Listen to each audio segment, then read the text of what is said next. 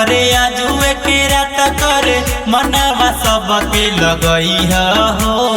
हई रंगदार हम करिले विचार हम नमरी लेके जइहा हो। हई रंगदार हम करिले विचार हम नमरी लेके जइहा हो।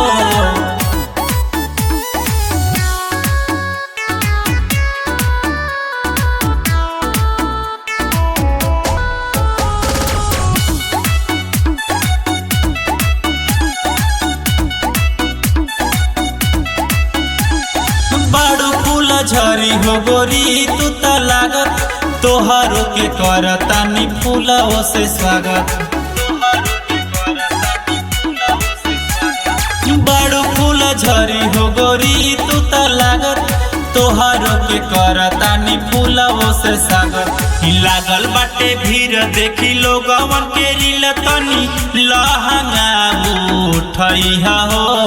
हई रंगदार हम करिले विचार हम नमरी लेके जइहा हो।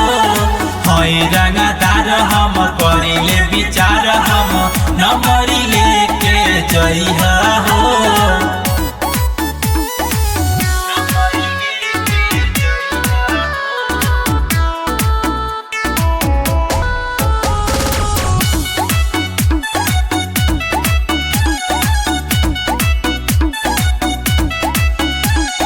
सचो में गोरी तोहर खिलल बा जवानी बादल बिना बरसता ऊपरों से पानी। सचो में गोरी तोहर खिलल बा जवानी बादल बिना बरसता ऊपरों से पानी।